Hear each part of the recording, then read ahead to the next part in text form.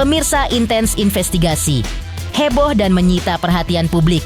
Seperti itulah kiranya kata yang tepat untuk menggambarkan sidang lanjutan kasus dugaan peredaran narkotika yang menjerat aktor Ahmad Zoni. Siang tadi, Kamis 8 Januari 2026, di Pengadilan Negeri Jakarta Pusat, kembali digelar sidang lanjutan kasus dugaan peredaran narkoba yang menjerat Ahmad Zoni. Di sidang tersebut, terdapat sejumlah momen yang cukup menarik perhatian.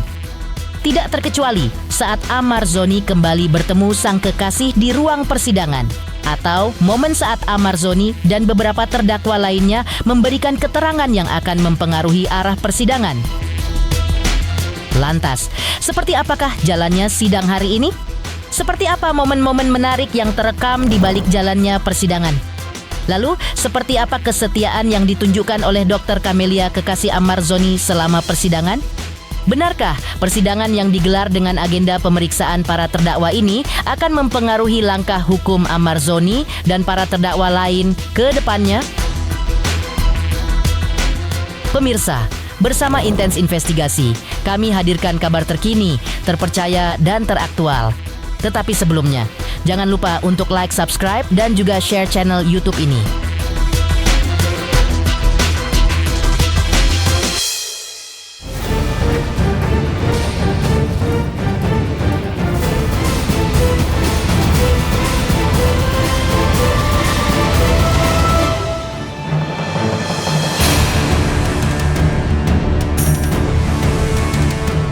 Pemirsa Intens Investigasi, masih dalam sidang lanjutan kasus dugaan peredaran narkotika yang menjerat aktor Ahmad Zoni.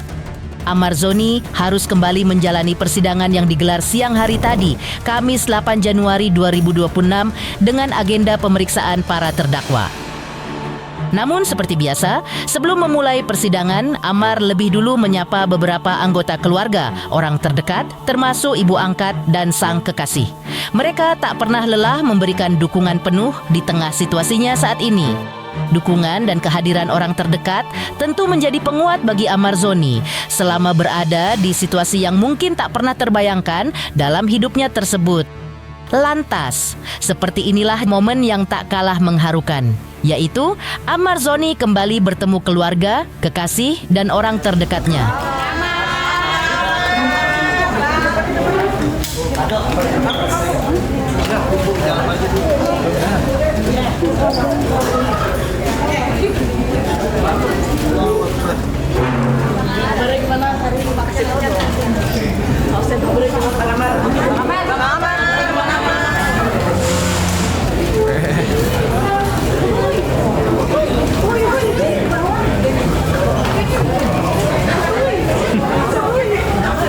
Lantas, seperti inilah jalannya persidangan dengan agenda pemeriksaan terhadap para terdakwa, termasuk Ahmad Zoni.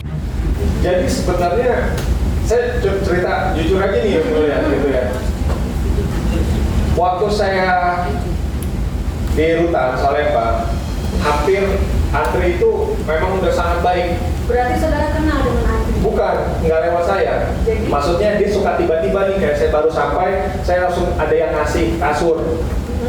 Ada yang ngasih kasur saya, handphone dikasih sama dia. Iya, tapi saya nggak tahu orangnya. Tapi di dalam saudara Andri? Iya, jadi dia ini emang kayak big boss gitu loh. Jadi ada privilege gitu loh, maksudnya di semuanya gitu loh, di Rutan Salemba itu. Nah, waktu saya kenapa bisa Andri seperti itu dengan semua napi yang masuk, enggak? Saya nggak tahu deh yang mulia. Kenapa kok bisa dia baik banget dengan saudaranya? Ya mungkin karena saya public figure kali ya, mulia. Kalau saya ini kan ya yang mulia kan kemarin ya udah, ini kan kejadian sudah lama gitu kan. Jadi permasalahannya dia ingin punya tetap di tempat itu. Namun kan dia kan ada persaingan, ada persaingan di dalam Rutan Salemba itu. Nah, untuk mengambil lahan ini dan dia tahu Ini persaingan apa ini? persaingan lahan narkotika ini gitu. Persaingan dagang narkotika gitu. Iya, persaingan dagang narkotika juga. Oh, dagang narkotika, oke. Iya. Nah, jadi si Andre ini menurut asumsi saya ya. Jadi si Andre ini memang memakai saya sebagai alat untuk menghalang si kompetitornya dia yang ada di Rutan Salemba ini. Karena apa? Karena ketika memang sampai kedapatan atau apapun saat ini saya mau mengiyakan tawarannya dia, maka yang akan terjadi kan seperti ini. Rutan nggak akan berani untuk ngebongkar atau Rutan nggak akan berani untuk membawa saya itu lebih jauh seperti sekarang. Karena ini pasti akan membawa nama instansi besar kan gitu. Buat teman-teman media, terima kasih banyak buat semua bantuannya juga dan untuk menyampaikan kepada masyarakat Indonesia juga semuanya. Terima kasih banyak juga kepada masyarakat Indonesia dan pada netizen juga semuanya. Saya pribadi betul-betul berharap ya sudah bisa dibebaskan gitu Om ya. Dalam arti saya pengen bebas karena memang sudah harus bebas tahun ini. Saya berharap kita semua berupaya gitu kan bersama Om John dan Mas Wilman untuk bisa berjuang gitu ya. Dan saya berharap minta doanya sekali lagi untuk bisa kelancaran persidangan ini dan saya bisa comeback lagi. Kembali pada jalannya persidangan. Sebelumnya, ketika Amar dan 4 terdakwa lainnya untuk pertama kali dihadirkan langsung di ruang sidang. Karena selama ini persidangan digelar secara online. Lantaran Amar dan para terdakwa lainnya ditempatkan di Lembaga Permasyarakatan Super Ketat, Nusa Kambangan. Saat itu, sidang digelar dengan agenda pemeriksaan para saksi yang terdiri dari 2 petugas dari Rumah Tahanan Salemba dan 3 petugas dari anggota kepolisian. Lantas, bagaimanakah dengan persidangan hari ini? Seperti apa penjelasan kuasa hukum Amar Zoni terkait jalannya persidangan? Ya, tadi kan udah dengar semua kan bahwa itu dari pengakuan seluruh terdakwa dong. Itu ada penyiksaan. Ya kan? Yang dilakukan oleh penyidik. Berarti kan BAP yang dibuat udah dicabut juga kenapa mereka karena disiksa. Yang pukulan dicabut oleh penyidik itu kan pengakuan mereka kan terbuka untuk umum kan. Kemudian kita lihat juga kan kita tanyakan berita acara penyitaan dan penggeledahan itu nggak pernah dilakukan polisi. Padahal di berita acara di berkas itu kan yang melakukan penggeledahan dan penyitaan adalah polisi. Nah, sedangkan di berita acaranya ya, di fakta persidangan ini kan yang menggeledah itu kan adalah petugas lapas dan itu juga diakuin oleh petugas lapas waktu memberi kesaksian di sini. Nah, jadi kan BAP yang dibuat itu kan ya penyitaan juga cacat juga kan. Berarti kan itu kan diajukan persetujuan ke pengadilan itu kan dengan berita acara penggeledahan yang menurut saya ya tidak sesuai. Ya itu ya pasti melanggar perkap penyidikan dan PUHAP juga kalau menurut pendapat kita kan gitu. Ya kalau kita kan ya menginginkan ya udahlah yang terakhir ini kan gitu. Kenapa? Karena walaupun apapun kan ya yang jelas kan ini kan menyita waktu. Kemudian kan dia juga menjauhkan dari keluarganya kan dengan peristiwa hukum ini. Jadi ya kita minta lah, udahlah selesaikan lah, nggak usah lagi lah melakukan yang berhubungan dengan narkotika. Dalam kesempatan sebelumnya, Dr. Camelia juga mengaku tetap optimis menatap proses hukum yang kini dijalani sang kekasih. Dirinya memilih fokus mendukung Amar Zoni untuk menyelesaikan seluruh rangkaian persidangan. Ia berharap Amar Zoni dapat terbebas dari tuntutan hukum dan menjalani proses rehabilitasi sebelum keduanya melangkah ke rencana hidup berikutnya. Bahkan secara terbuka, Dr. Camelia mengatakan tak menutup kemungkinan untuk segera menikah apabila proses rehabilitasi Amar dapat dijalani dengan baik. Oh iya, maksudnya gini loh, maksudnya Bang Amar mungkin biar tuh segala administrasinya tuh gampang ngurusnya kan. Kalau sekarang kan kita belum ada ikatan apa-apa gitu, jadi nggak bisa kunjungan juga ya. Maksudnya Bang Amar tuh mungkin dia mau serius tuh supaya aku tuh bisa kunjungan gitu. Oh iya, sebelum sidang tuh emang Bang Amar yang minta telepon ke papaku kan, minta ayo doain aja, maksudnya biar sidangnya lancar, udah itu aja. Terus cuman bilang gitu doang sih. Tapi respon ayah sendiri seperti Ya alhamdulillah respon baik kan. Dia cuma bilang iya didoain insya Allah itu selesai kok dengan selesai dengan baik lah gitu. Karena kemarin juga pas umroh si papa bilang udah papa doain kok kemarin pas umroh gitu. Ya kan aku bilang kan fokus ke sidang dulu kan. Cuman kan kemarin pas lihat sidang saksi kayaknya aku agak optimis ya. Bismillah ya, mudah-mudahan maksudnya ya bebas dari tuduhan lah dan rehab gitu kan. Nah jadi baru habis itu kita mau mikirin ke depannya. Kalau sekarang kayaknya fokus ke persidangan dulu deh. Mudah-mudahan dengan kemarin Bang Amar ngomong sama hakim kan, ngomong kalau minta tolong aku dan Ibu Titi bisa kunjungan ya nggak perlu surat-surat menurutku gitu kan, nanti aja. Papaku juga bilangnya gitu, udah kamu fokus dulu ke persidangan gitu, nanti selesai persidangan baru kita omongin lagi gitu. Ya tidak menutup kemungkinan, cuma maksudnya kalau sekarang tuh untuk dia pelamar kan emang orangnya tipenya gitu ya, kalau udah minta sesuatu harus diain, iya gitu, ngotot terus yang diomongin itu aja, kalau nggak diain gitu kan. Jadi ya sebenarnya aku selalu bilangnya nih gitu, udah fokus dulu ke persidangan gitu kan. Bismillah, yang seperti tadi Mbak bilang kan, kalau emang putusannya rehab atau apa ya udah kita ya mungkin nggak menutup kemungkinan ada proses untuk ke situ gitu. Nggak nunda langsung. Ya nggak nunda gitu, karena emang gitu aku udah nih dijawab biar ini pertama kali nih aku jawab biar nggak nunda. Cuma untuk yang kalau persidangan gini untuk memaksakan kayak gitu nggak, lakukan juga banyak keluarga, ya pastinya pro dan kontra lah gitu. Secara eksklusif, Dr. Camelia juga menyampaikan kepercayaan dirinya kepada sosok Amar Zoni. Menurutnya, Amar Zoni bukanlah sosok yang buruk. Amar hanya salah pergaulan dan salah lingkungan. Namun, ia tetap pribadi yang penyayang, peka, dan bertanggung jawab. Dengan dukungan orang-orang terdekat, ia percaya 1000% Amar Zoni dapat kembali bangkit dan menjadi pribadi yang lebih baik ke depannya. Tentang isu dugaan perlakuan tidak menyenangkan yang sempat mencuat di persidangan, Dr. Camelia mengaku Amar tidak pernah bercerita langsung kepadanya. Bagi Dr. Camelia, hubungan mereka bukan soal siapa yang lebih beruntung, melainkan tentang dua orang yang saling membutuhkan dan sama-sama ingin pulih dari luka masa lalu. Oh yakin, karena Bang Amar tuh cuma salah pergaulan doang. Intinya orangnya baik banget, penyayang banget, peka banget, bertanggung jawab banget gitu. Jadi salah tempat dan salah pergaulan aja menurut dia. Cuma butuh support, butuh dirangkul dari orang-orang terdekatnya dia, pasti dia akan kembali jadi baik lagi. Itu disiksa, aku jujur Bang Amar tuh nggak pernah cerita sama aku, cuman ceritanya emang temennya, cuman aku pikir teman-temannya doang, Bang Amar enggak gitu, karena Bang Amar tuh tipe orangnya emang nggak mau khawatir kan, nggak mau aku khawatir. Jadi sekarang ya istilahnya menurutku ya kejam ya gitu, harus diusut, harus dicari tuh CCTV-nya gitu kan, karena emang kalau pemerasan aku tahu, karena kan emang aku yang menemui orang-orang itu untuk bernegosiasi gitu. Ya gini, nggak cuman aku ngerasa, nggak cuman aku yang Bang Amar yang beruntung, kita dua-duanya ya punya perasaan saling membutuhkan, jadi dua-duanya saling beruntung menurut aku ya.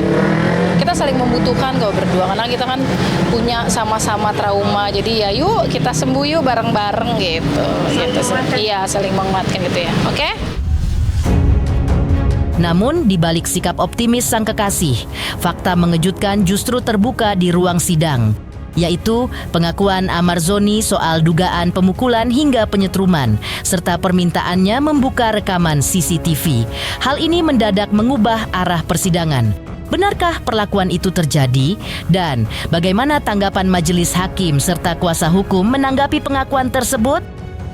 Pemirsa Intens Investigasi, jangan lupa untuk terus menyaksikan Intens Investigasi dan pastikan jangan lupa untuk like, subscribe, share, dan juga komen. Tim redaksi Intens Investigasi mengucapkan banyak terima kasih kepada semua subscribers. Hingga kini, channel Intens Investigasi sedang menuju ke 4 juta subscribers. Oke, buat teman-teman semuanya, saksikan silet hari Senin sampai Jumat. Senin sampai Jumat Jam 10.30. hanya di RCTI. Mantap.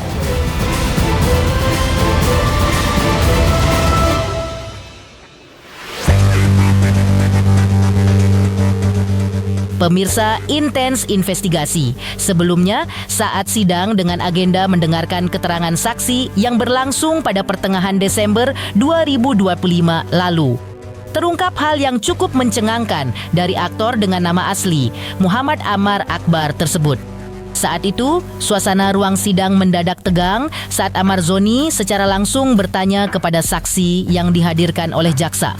Dengan tatapan tajam dan nada bicara yang mendesak, Amar mempertanyakan kepada saksi tentang dugaan perlakuan tidak baik yang diterimanya saat diinterogasi. Amarzoni mengaku bahwa dirinya dan terdakwa lainnya dipukul, disetrum, dan dipaksa untuk mengaku. Amarzoni bahkan meminta majelis hakim untuk membuka rekaman CCTV. Lantas, seperti inilah ungkapan Amarzoni di ruang sidang, termasuk soal dirinya yang kabarnya dimintai sejumlah uang dengan nilai yang tak sedikit. Apakah saya berbicara itu waktu itu bagaimana perlakuannya, yakin tidak melakukan kekerasan? Yakin tidak ada kekerasan. Bapak disumpah. Ini kami berlima bisa bersaksi. Apa tidak ada penyetruman? Pasti tidak ada penyetruman, tidak ada penekanan, tidak ada pemukulan. Jadi semua berlima kita bisa minta tolong Pak Yang Mulia dihadirkan CCTV Yang Mulia. Karena di situ ada CCTV. Ya, di situ ada CCTV, kita dibawa ke kanan, dipukuli, jadi setrum, dipaksa untuk mengaku. Kita perhatikan tidak ada kekerasan itu. Makanya kami meminta untuk dihadirkan CCTV Yang Mulia dari pihak utang. Tadi kan bilangnya tanggal 3 Januari. Di situ ada CCTV.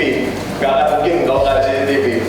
Jadi saya meminta pengakuan, saya memang mengaku seperti itu yang ada di video itu, ya kan? Tapi pertanyaannya, pengakuan saya itu berdasarkan dari tekanan yang dimana ya CCTV bisa membuktikan itu semua.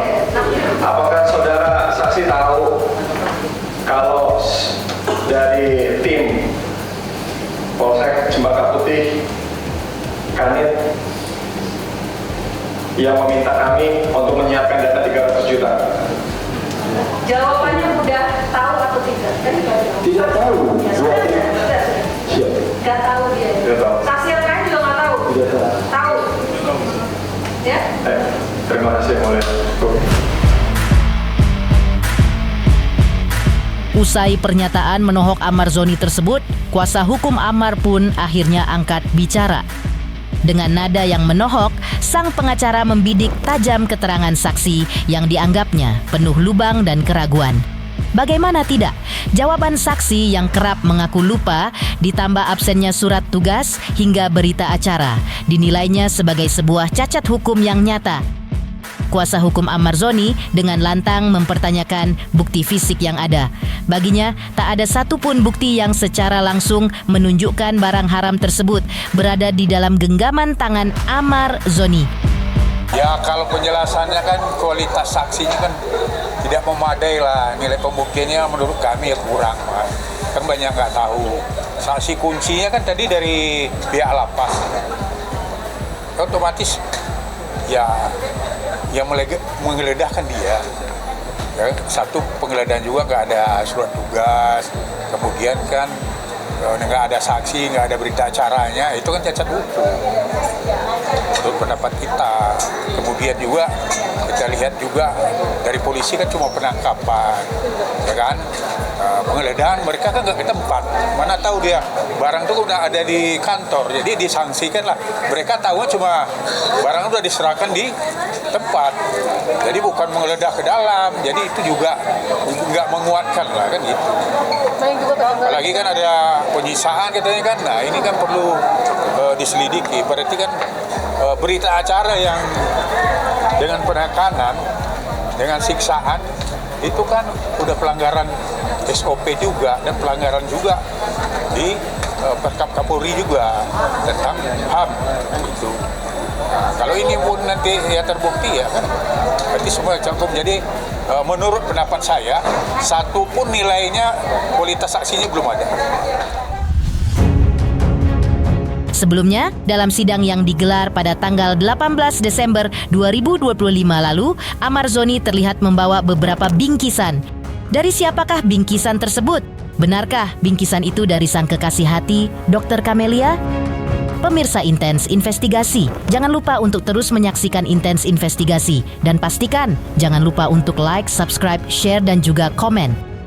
Tim redaksi Intens Investigasi mengucapkan banyak terima kasih kepada semua subscribers. Hingga kini, channel Intens Investigasi sedang menuju ke 4 juta subscribers. Oke, buat teman-teman semuanya, saksikan silet hari Senin sampai Jumat. Senin sampai Jumat jam 10.30. hanya di RCTI. Mantap.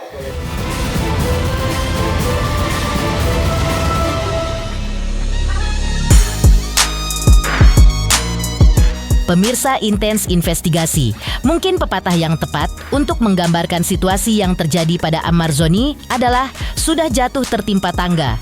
Bagaimana tidak? Ammarzoni harus menghadapi sidang kasus dugaan penyebaran narkoba di dalam lapas yang akan menentukan gagal atau tidaknya Ammarzoni untuk direhabilitasi.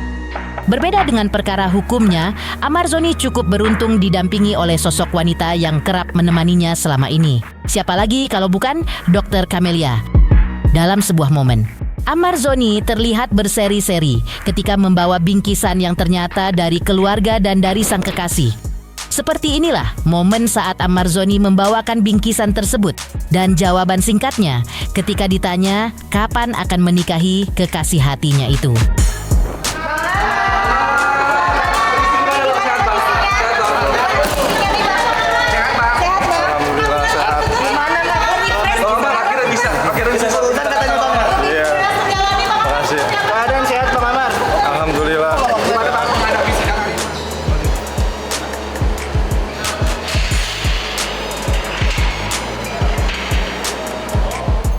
Bang Amar itu adik dari siapa? Hadiah siapa sih? Nasibat keluarga. Dari Bang Amar perasaannya gimana sih ditemenin kekasih hari ini? Alhamdulillah, senang banget. Alhamdulillah. Udah mas ya. Kapan rencana nikah? Katanya mau nikah. Rencananya kapan nih Bang Amar? Secepatnya. Udah yang jawab deh. Kita yang jawab cepetnya lah. Demikian pemirsa, kabar terkini, terpercaya dan teraktual yang kami hadirkan hari ini. Jangan lupa untuk terus menyaksikan Intens Investigasi dan pastikan jangan lupa untuk like, subscribe, share dan juga komen. Tim redaksi Intens Investigasi mengucapkan banyak terima kasih kepada semua subscribers. Hingga kini, channel Intens Investigasi sedang menuju ke 4 juta subscribers.